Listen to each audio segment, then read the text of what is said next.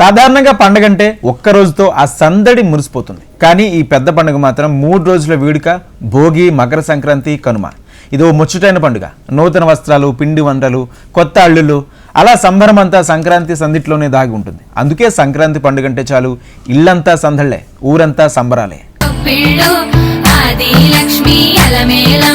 సంక్రాంతి అందాలు చూడాలంటే పల్లెల్లో గిళ్లలోనే చూడాలి. వంకలు తిరిగిన వాగులు, మంచు బిందువులతో దోబుచ్చులాడుతూ సూర్యకాంతికి తొంగి చూస్తున్న పైరులు, ఆ ప్రకృతి కాంతతో పోటీ పడుతూ పట్టంచు పరికిణీలు సింగారించుకొని పరుగులు తీసే కన్యల అందాలు. ఇలాంటి సోయగాలన్నీ తిలకించాలంటే పల్లెటూళ్లకు పరుగులు తీయాల్సిందే. అందుకే సంక్రాంతి పండుగంటే చాలు పిన్నల నుంచి పెద్దల దాకా పట్టణాలు వదిలేసి పల్లెల్లోనే జరుపుకునేందుకు ఆసక్తి చూపుతుంటారు. తెలతెలవారుతున్న వేళ తొలి కోడి కోతతో పాటు మనకు వీణుల విందు, కనువిందు చేసే మరో దృశ్యం హరిదాసులు. ఎర్రటి పట్టు పంచెలు కట్టి నుదుటన తిరుమణి పట్టెలు పెట్టి తలపై అక్షయ పాత్రతో, చేతితో తంబురతో, నిండైన అలంకరణతో నడివీధుల్లో తిరుగాడే అపురూపమైన దృశ్యాలు మనకు ఒక్క సంక్రాంతి నెలలో మాత్రమే కనిపిస్తూ ఉంటాయి. సంక్రాంతికి నెలపెట్టిన దగ్గర నుంచి ఈ హరిదాసుల హరినామ స్మరణలతోనే పల్లె నిద్ర లేవాలి. హరిలో రంగహరి, శ్రీమద్ రమణ గోవిందో హారి అంటూ ఇంటింటికి తిరిగే ఈ హరిదాసులకు శక్తి కొద్దీ బియ్యం, స్వయం పాకం, నూతన వస్త్రాలు సమర్పిస్తూ ఉంటారు. స్వయంగా ఆ శ్రీహరి ఆది భిక్షువుగా మారి తమ ఇంటికి వచ్చినట్లు భావిస్తారు. భక్తి శ్రద్ధలతో ఆ హరిదాసుకు నమస్కరిస్తారు. నెలగంటూ పెట్టిన నాటి నుంచి కనుమ పండుగ ముగిసే వరకు ఈ హరిదాసుల శోభ గ్రామసీమల్లో కనువిందు చేస్తూ ఉంటుంది. హరిదాసులు వస్తున్నారంటే చిన్నారుల్లో సందడే సందడి. దోసెళ్లతోనూ పళ్లెలతోనూ బియ్యం తీసుకొచ్చి అక్షయ పాత్రలు పోస్తారు. ఆ హరిభక్తులైన ఈ హరిదాసులకు మొక్కితే చాలు గ్రామసీమలు చల్లగా ఉంటాయని ప్రజల నమ్మకం. అందుకే ఈ సనాతన సంప్రదాయం నేటికి గ్రామసీమల్లో కనిపిస్తూనే ఉంటుంది.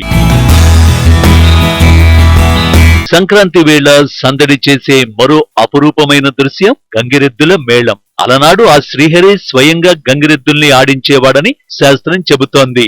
అందుకే ఈ పర్వదినాల్లో ఇలా ఇంటింటికి తిరిగి గంగిరెద్దుల చేత విన్యాసాలు చేయిస్తూ ఉంటారు. తమకొచ్చిన సంగీత పరిజ్ఞానాన్ని సన్నాయిపై ప్రదర్శిస్తూ అయ్యగారికి దండం పెట్టు, అమ్మగారికి సలాం కొట్టు అంటూ గంగిరెద్దులను ఆడించేవాళ్లు ఇలా చెబుతోంటే అందంగా ముస్తాబైన ఎద్దులు తలలాడిస్తూ వందనాలు చెబుతుంటే ఆ దృశ్యాలు ఎంత అపురూపం అనిపిస్తాయి.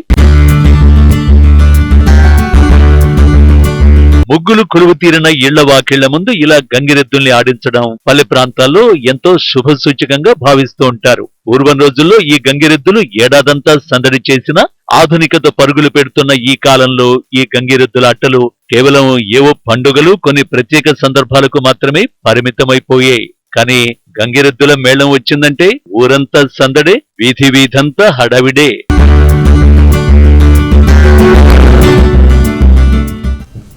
ఈ సంక్రాంతికి సందడి చేసే మరో అపురూపమైన దృశ్యం గంగిరెద్దుల మేళం. అల్నాడు ఆ శ్రీహరి స్వయంగా గంగిరెద్దులను ఆడించాడని శాస్త్రం చెబుతుంది. అందుకే ఈ పెద్ద పండుగ పర్వదినాల్లో ఇలాంటి ఇంటింటికి తిరిగి గంగిరెద్దుల చేత విన్యాసాలు చేస్తుంటారు. సన్నాయి వాయిద్యంతో బసవన్న గజ్జెల చప్పుడుతో లయ కలుపుతూ తల ఊపుతూ డోలు డప్పుకు తాళం వేస్తుంటే పెద్దలు కూడా చిన్నపిల్లల్లా మారిపోతారు.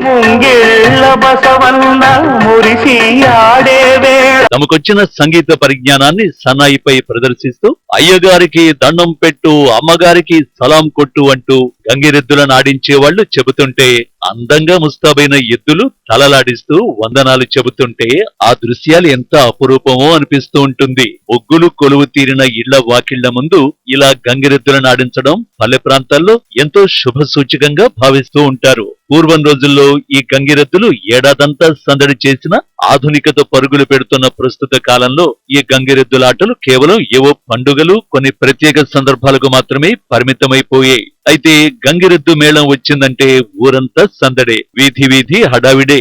ఇంటింటికి తిరుగుతూ వారిచ్చిన దానాన్ని స్వీకరిస్తూ ఆశీర్వదిస్తూ ముందుకు సాగిపోతూ ఉంటాయి గంగిరెద్దు మేళాలు. మూపురంపై రంగురంగుల బట్టలు కప్పుకుని కాళ్లకు గజ్జెలు కట్టుకుని డూడు బసవనులు నడివీధుల్లో తిరుగాడుతుంటే పల్లె శోభ మరింత ఇనుమడిస్తుంది.